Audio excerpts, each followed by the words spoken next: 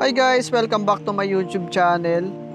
Ito nga pala yung bago kong pet guys. Tinatawag to na dwarf hamster. 2 weeks pa lang siya sa akin guys. Binigay na siya sa akin ng kapatid ko na si Jojo. Pero hindi ko ini-expect na manganganak agad siya guys. Oh. Sobrang bilis. Hindi nga ako nakapag-ready kasi nga wala akong maayos na kulungan. Dito ko lang sila kinulong sa aquarium. Pero okay naman yung aquarium, maganda naman. Tsaka na-setapan ko naman sila ng lagay ng tubig. Tsaka ng pagkain, no. Pero nagulat lang ako kasi kaninang umaga, pagpunta ng kapatid ko dito, nakita niya na nanganak na yung hamster natin. Yan, sobrang dami ng anak guys. Tapos ang cute, sobrang cute. Yan, hindi siya mapakali.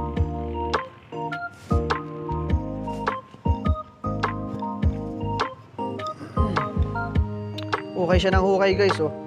Problema ko nga lang ngayon guys, dahil nga hindi ko ini-expect na manganganak agad siya, hindi ko siya napalta ng kusot. Dapat daw pala, before manganak yung hamster, napalta natin siya ng kusot para malinis na yung ano nila, yung kusot nila, hindi mapanghe, tsaka walang masyadong mga dumi. Pag ganyan kasi na nanganak na guys, bawal hawakan yung hamster. Kasi pag hinawakan natin yan, pwede siyang patayin ng magulang nila guys, itong babae. Tsaka buti na lang agad na kapatid ko na buhod na agad yung lalaki guys. Kasi kung hindi, mamamatay lahat ng mga babies nila. Sayang naman, ang cute pa naman. Ito yung ano niya guys, oh, kapares niya. Yan, ito yung lalaki. Binukod na natin, ginamitan siya ng gloves para hindi maamoy yung kamay natin guys.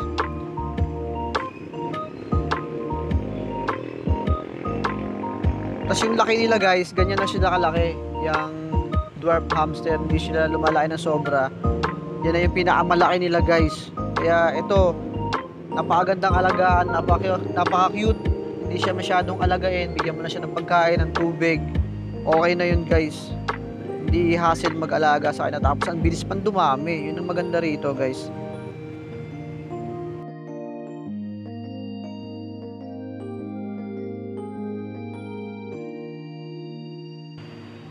Kaso nga dahil sobrang kapal ng kusot nito, kailangan natin siyang bawasan.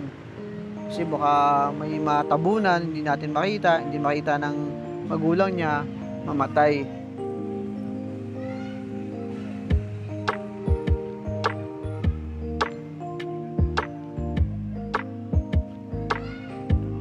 Kaya pala nung nakaraang araw guys, biglang sumungit tong babaeng hamster. Nahawakan ko pa kasi ito eh. Yung lalaki, sobrang bait talaga nun. Pero itong babae, sumungit siya. Lagi siyang nangangagat. Inagat nga ako nito eh. Tsaka nung kapatid ko, kinagat din niya. Talagang dumugo yung daliri namin. Ito, mabait to guys. Sobrang bait nito. Itong lalaki na to. Tsaka rare yan. Kasi yung kulay niya, mapapansin nyo, isang kulay lang. Itong babae kasi, may kulay siya yan. Parang mayroon siyang white. Bihira daw kasi yung, ano guys, yung ganun na hamster. Yung puro yung kulay.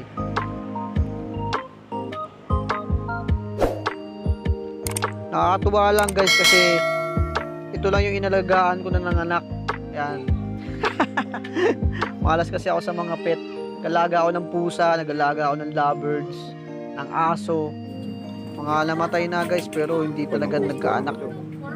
Kapal masyado na. Ayan guys, oh, papansin nyo sobrang kapal talaga ng kusot. Natatabunan talaga yung mga baby nila. Oh.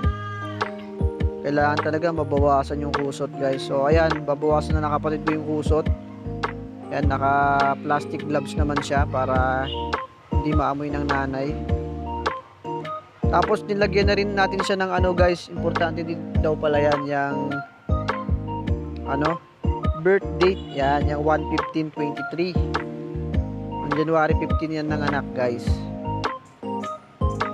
Tapos pwedeng hawakan yung mga anak kapag ka isang buwan na.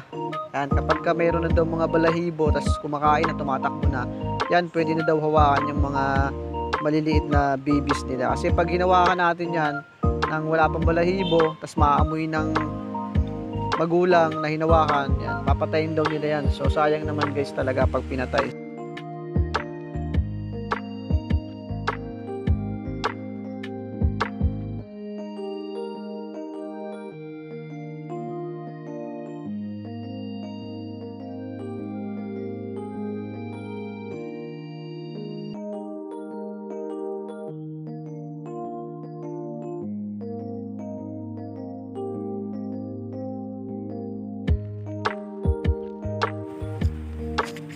So ayan guys, bali nalipat ko na yung lalaking hamster, no.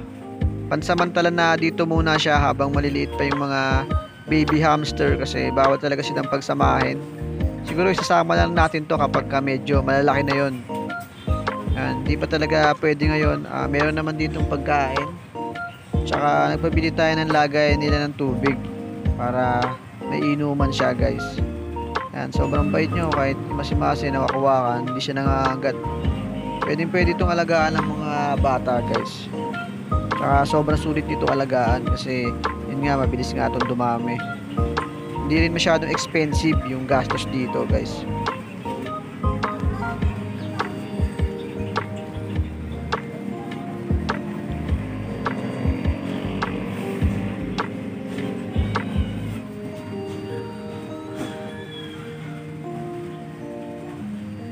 Ayan o, napakaliit niya lang talaga guys o. Tapos namumula yung mata niya. So ayun lang guys, please like and subscribe my YouTube channel.